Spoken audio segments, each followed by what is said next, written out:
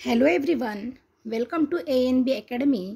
आज आपण पाहणार आहोत मराठी व्याकरणातील प्रकार समास ओळखा. समास ओळखा त्याचे शॉर्ट ट्रिक्स आपण पाहणार आहोत. कमीत कमी सेकंदामध्ये कसा ओळखता येईल, समास म्हणजे काय आणि समासाचे प्रकार किती आहेत ते आपण सविस्तर आता आपण पाहणार आहोत. तर सुरुवात करूया.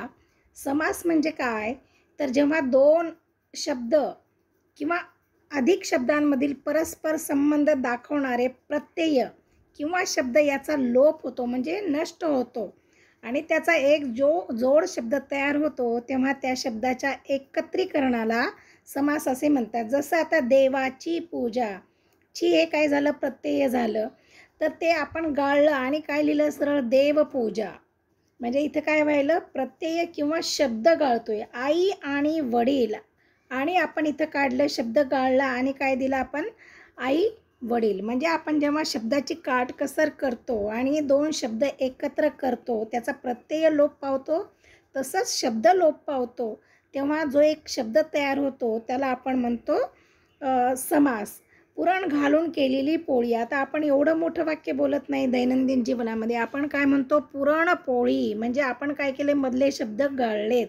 घालून केलेली, पुरण घालून केलेली पोळी म्हणजेच काय, पुरणपोळी. तर समासाची व्याख्या काय होईल, जेव्हा दोन किंवा अधिक शब्दांमधील परस्पर संबंध दाखवणारे प्रत्यय किंवा शब्द याचा लोप होऊन त्याचा एक जोड शब्द तयार होतो, तेव्हा त्या शब्दाच्या एकीकरणाला समास असे म्हणतात. समासाचे प्रकार किती आहेत, तर समासाचे 4 प्रकार आहेत. पहिला आहे अव्ययी भाव समास, तत्पुरुष समास, द्वंद्व समास आणि बहुव्रीही समास. आपण आता एकानंतर एक पाहणार आहोत. आता समासाचे महत्त्वाचे घटक काय आहेत, समासामध्ये आपल्याला कोणते नेमके घटक पाहायचे आहे, ज्याच्यावरून आपल्याला ह्या 4 प्रकारामध्ये त्याचं वर्गीकरण करता येतं. सुरुवातीला आहे सामासिक शब्द म्हणजे काय, समासामधील पदे काय आहेत, विग्रह म्हणजे काय आणि समासाचे प्रकार आपण घेणार आहोत. हे 4 घटक आपण इथे पाहणार आहोत.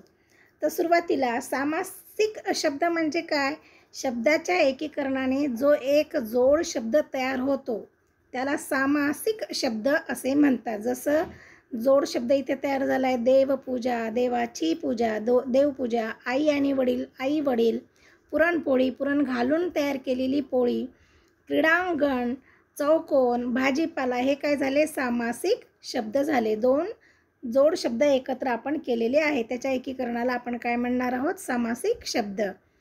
हे घटक पाहत आहोत आपण समासामधले. आता पदे काय आहेत, समासामधील पदे काय आहेत, ज्या निरनिराळ्या शब्दांचा समास बनतो, वेगवेगळे शब्द जे एकत्र केल्यानंतर जे समास बनतो त्या शब्दांना समासामधील पदे म्हणतात. आता पद काय, आता देवपूजा झालं, पहिलं पद काय आहे, देव, आणि दुसरं पद काय आहे, पूजा. पहिलं पद आणि दुसरं पद. आई वडील, आई हे पहिलं पद झालं, वडील हे काय झालं, दुसरं पद. पुरणपोळी, पुरण हे पहिलं पद आणि दुसरं पद, दुसऱ्या शब्दाला आपण काय म्हणणार आहोत, दुसरं पद. पुरण आणि पोळी हे झाले पदे. आता तिसरा घटक काय आहे समासामधला, विग्रह. आता जो सामासिक शब्द तयार झालेला आहे त्याचे फोड करायची आपल्याला, फोड करून दाखवण्याच्या पद्धतीला विग्रह असे म्हणतात. आता आजन्म आहे, ही आजन्माची आपल्याला फोड करायची, काय होणार आहे मग फोड केल्यानंतर, विग्रह, जन्मापासून. सत्य, सत्य, सत्य किंवा असत्य, विग्रह करतोय, फोड करतोय, दोन शब्दांमधली, सामासिक शब्दांमधली काय करतोय, फोड करतोय. नवरात्र म्हणजे 9 रात्रींचा समूह, हे झालं विग्रह. आता समासाचे प्रकार आपण काय पाहिलं होतं, 4 घटक आहेत. नेमके कोणकोणते आहेत, समासाचे महत्त्वाचे घटक कोणकोणते सांगितले आपण, सामासिक शब्द पाहिला, त्यातली पदे पहिलं आणि दुसरं पद पाहिलं, विग्रह केला आपण त्या सामासिक शब्दाचा. आता त्याचे प्रकार आपण घेणार आहोत, सामासिक शब्दाचे प्रकार. आता प्रकार काय आहेत, अव्ययी भाव समास, तत्पुरुष समास, द्वंद्व समास आणि बहुव्रीही समास.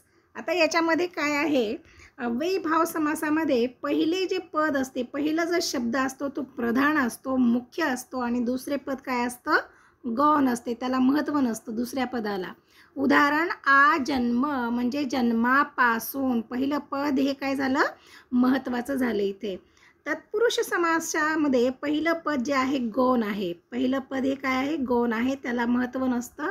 दुसऱ्या पदाला इथे महत्त्व असतं, त्याला प्रधान असतो. जसं राजवाडा, राजाचा काय? वाडा. आता मी असं म्हणू शकते, मी कुठे गेले? मी वाड्यावर गेले. हे सेंटेन्स करेक्ट झालं. मी राजावर गेले असं नाही म्हणू शकतं. म्हणजे इथे शब्दामधलं काय झाला? दुसरा शब्द हा महत्त्वाचा ठरला. दुसरा पद हे काय आहे? प्रधान आहे. पुढचा आहे तिसरा द्वंद्व समास. तर याचं पहिलं पद प्रधान असतं, तसंच दुसरं पदही काय आहे? प्रधान आहे, मुख्य आहे. महत्त्व दोन्ही पदाला आहे द्वंद्व समासामध्ये. तर उदाहरण घेऊया, पिता पुत्र. पिता आणि पुत्र या दोन्हीलाही तेवढंच महत्त्व आहे. आता चौथा जो प्रकार आहे तो आहे बहुव्रीही समास. तर पहिलं पद काय असते? याच्यामध्ये गौण असतं, तसंच दुसरं पदही गौण असतं. म्हणजे याला महत्त्व नसतं दोन्ही पदाला, पहिल्या आणि दुसऱ्या.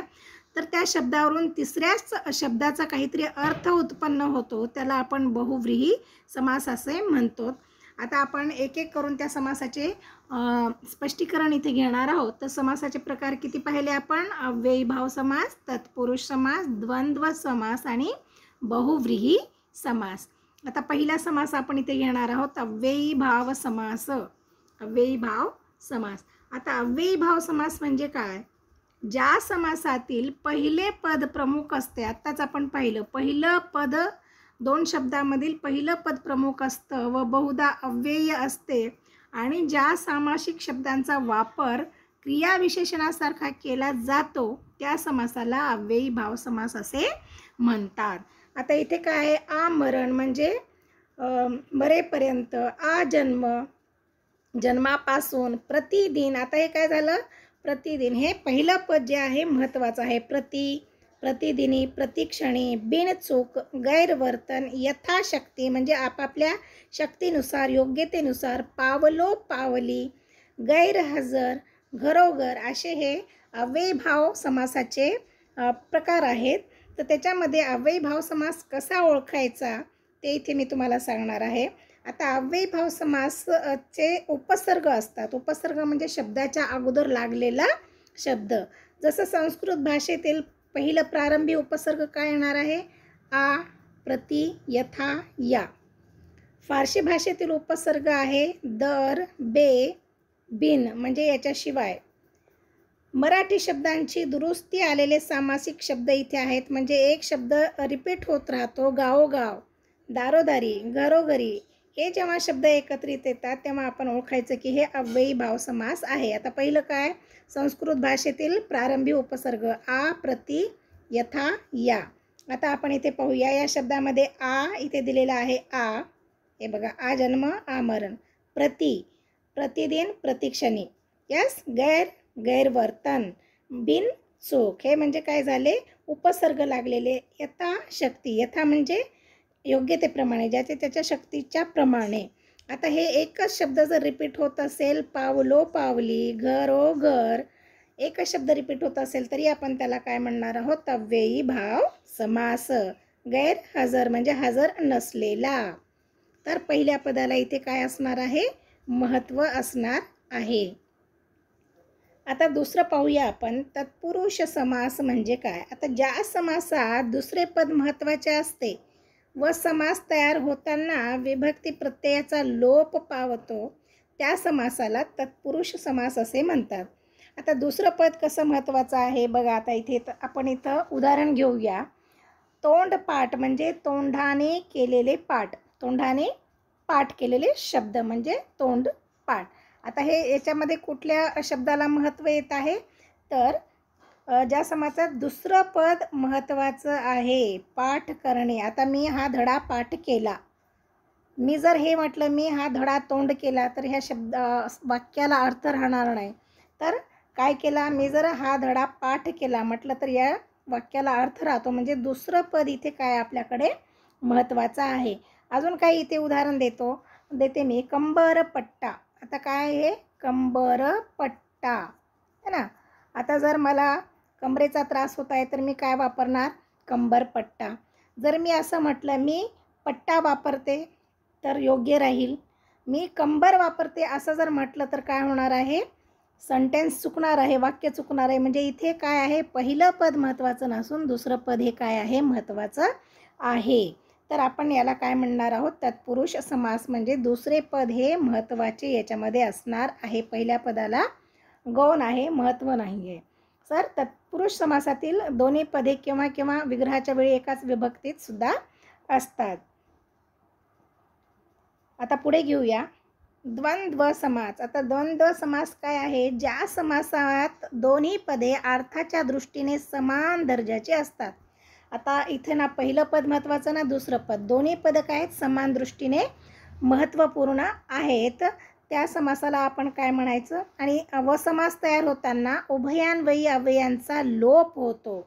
उभयान्वयी अव्यय म्हणजे आणि व, तर या शब्दांचा लोप होतो. त्या समासाला आपण काय म्हणणार आहोत, द्वंद्व समास. म्हणजे दोन्हीही पद काय आहेत, तिथे अर्थाच्या दृष्टीने महत्त्वपूर्ण आहेत. ज्या समासात दोन्ही पदे अर्थाच्या दृष्टीने समान आहेत, महत्त्वपूर्ण आहेत, तर प्रधान आहेत, त्यांना आपण काय म्हणणार आहोत, द्वंद्व समास. जसं राम लक्ष्मण म्हणजे राम आणि लक्ष्मण. ठीक आहे. बरे आणि वाईट, पशु आणि पक्षी, मागे पुढे, मागे आणि पुढे, 3 किंवा 4, बहीण भाऊ. जसं बहीण भावाला राखी बांधते, तर इथं आपण काय घेणार आहोत, बहीण भाऊ. म्हणजे हे काय झाले, दोन्ही पद याच्यामध्ये महत्त्वपूर्ण आहेत. खरे किंवा खोटे, खरे खोटे. आपण आता म्हणतो ना, जर कोणी खोटं बोललं तर आता आपण काय करू, खरं खोटे समजून काढू, नेमकं काय झालं हे पाहू. म्हणजेच काय झालं इथे, खरे खोटे. पुढे आहे आणखीन काही उदाहरणे देते मी. राम लक्ष्मण, राम आणि लक्ष्मण. ठीक आहे. द्वंद्व समासातील उदाहरणं, पाप पुण्य, पाप किंवा पुण्य. जर विटी दांडू आपण खेळत असो, विटी दांडू. आता दोन्ही पैकी एखादा पद आपण इथे महत्त्वाचा म्हणू शकत नाही. विटी दांडू जर खेळायचा असेल तर आपल्याला विटी महत्त्वाची आहे आणि दांडू पण लागणार आहे. म्हणजेच विटी दांडू. सर अशा प्रकारचे जेव्हा शब्द येतात तर त्याला आपण काय म्हणतो, द्वंद्व समास. तर व्याख्या काय म्हणणार आपण शॉर्टकट, ज्या समासातील दोन्ही पदे अर्थदृष्ट्या प्रधान आहेत, अर्थाने दोन्ही प्रधान आहेत, समान दर्जाची आहेत, त्यांना आपण काय म्हणणार आहोत, द्वंद्व समास. आणि हा समास तयार होत असताना काय होतं, उभयान्वयी अव्ययांचा लोप होतो. कोणते उभयान्वयी अव्यय, आणि व, अथवा, किंवा, हे काय झाले, उभयान्वयी अव्यय या अव्ययांचा लोप होतो. त्या समासाला आपण काय म्हणणार आहोत, द्वंद्व समास. इथे दोन्ही पदे महत्त्वाचे असतात, हे लक्षात आपल्याला ठेवायचं आहे. आता याच्या पुढे घेऊया बहुव्रीही समास. बहुव्रीही समास. आता ज्या समासातील दोन्ही पदे महत्त्वाची नाहीत ना, तर पहिलं पद महत्त्वाचं आहे ना, शब्दातील दुसरं पद महत्त्वाचं आहे, दोन्ही काय आहेत, गौण आहेत. ठीक आहे. तर याला आपण काय म्हणणार आहोत.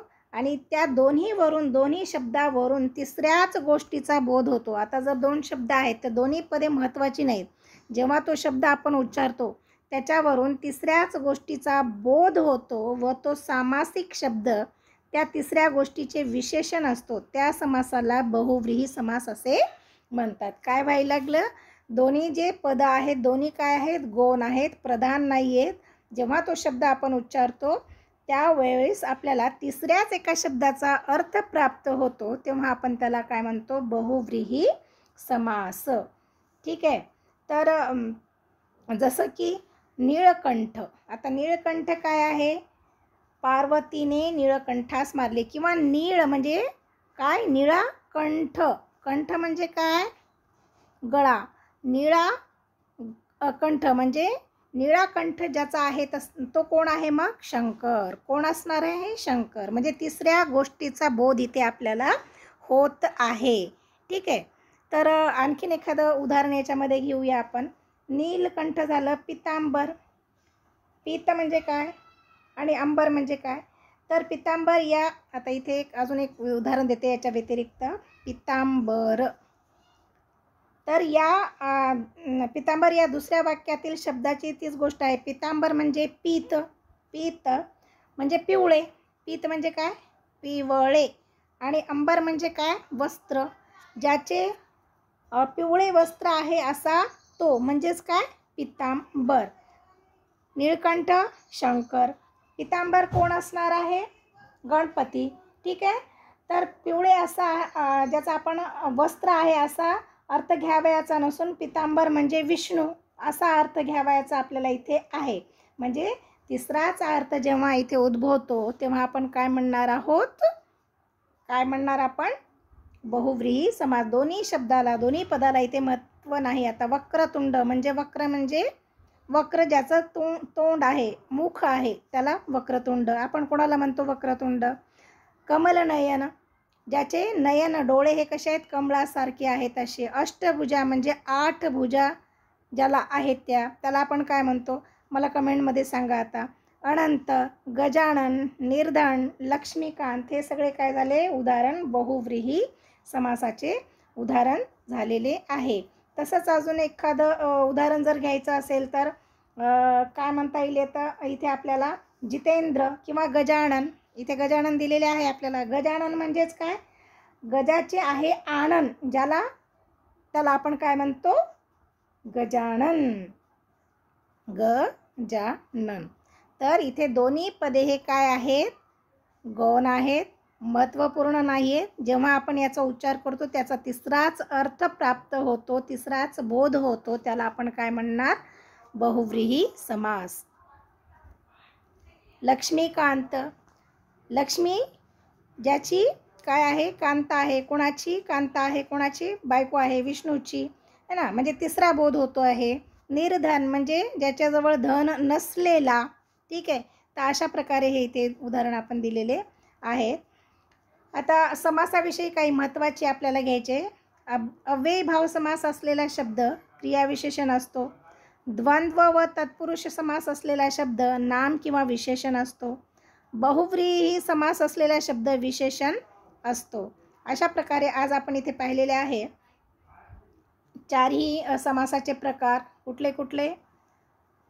परत एकदा इथे रिव्हिजन घेऊ आपण. सामासिक शब्द त्याचे प्रकार. समास म्हणजे काय आपण पाहिलेलं आहे. 2 शब्द जेव्हा एकत्र जोडतो आपण त्याचा प्रत्यय लोप पावतो किंवा शब्द गहाळ होतात. आणि एक किंवा शब्दाची जेव्हा आपण काटकसर करून 2 शब्द एकत्र घेतो त्याला आपण समास असे म्हणतो. समासाचे इथे प्रकार दिलेले आहेत. कोणता? अव्ययी भाव, तत्पुरुष, द्वंद्व समास आणि बहुव्रीही